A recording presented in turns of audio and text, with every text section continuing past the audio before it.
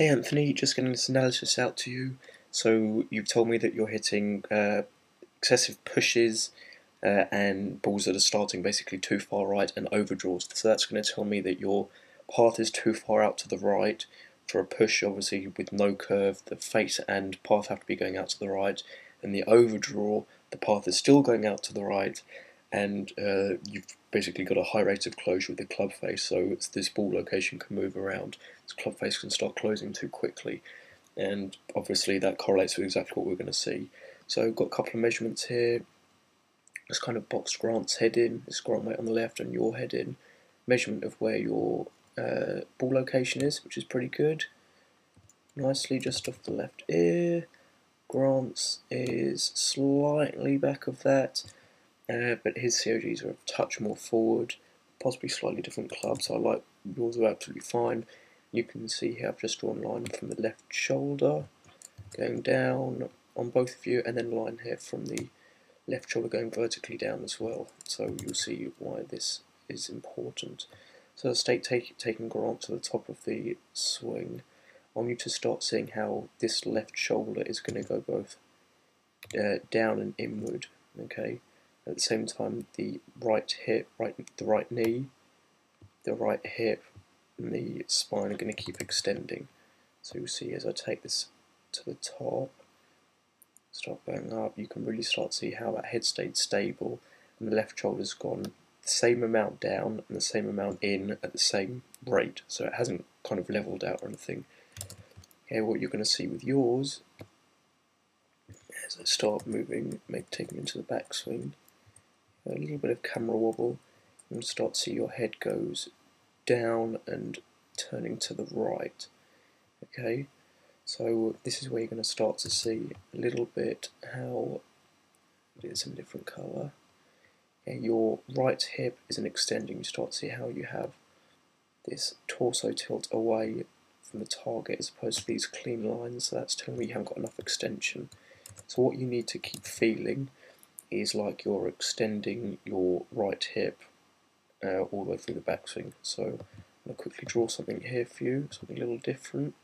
I want you to imagine that you've got something here. Just going to draw this for you. It's going to look a little different.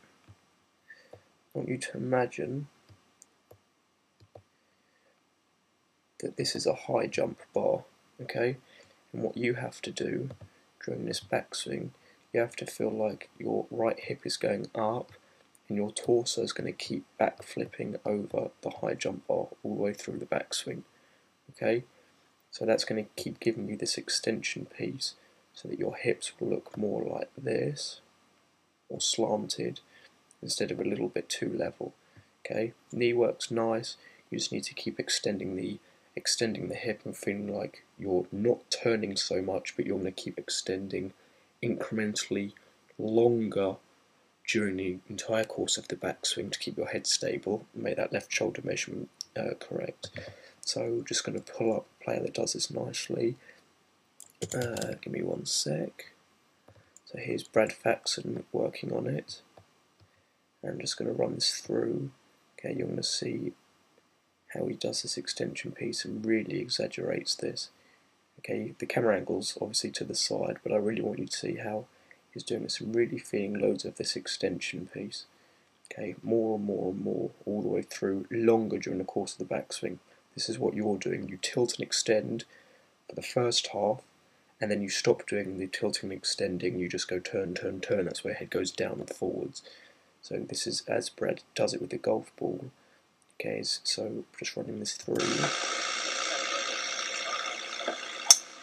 Okay, you can really see how he makes sure as he's practicing this, he keeps tilting, extending all the way during the backswing. So that's what I want you to start doing.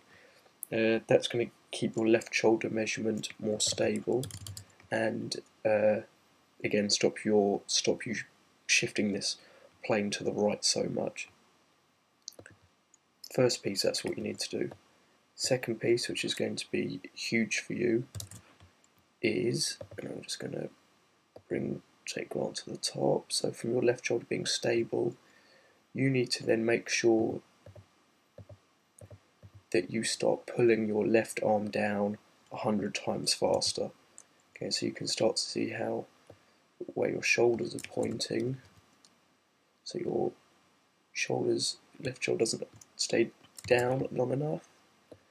Okay, and then this measurement between your left arm and your torso stays too short, and I want it to start lengthening faster. Okay, so you can see Grant's shoulders are steeper and down more, and the left arm is pulling down and away faster. Okay, so as he starts, so you can really start to see by the time he gets into this downswing how great this distance is between his right shoulder and arm. Okay, and you can start to see how much shorter this distance is with yours. Okay, so you need to keep pulling your left arm down faster, and what that will start to do is stop your head from tipping back in the downswing. Okay, so you can start to see here. Let me go back a little bit more.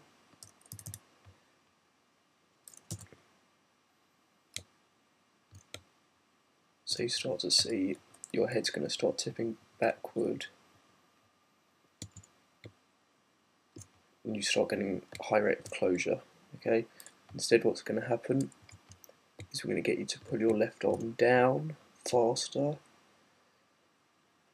That's going to keep your head stable so that you get a much slower rate of closure, and this plane line is going to be straighter into the golf ball. So work on that again, lots of that backswing stuff, and then start feeling like that left shoulder stays down and the left arm comes down much quicker. It's going to feel like the left shoulder doesn't move. Left shoulder's going to stay down where it is, and you're going to pull your left arm down. So keep working on that and enjoy. Thanks.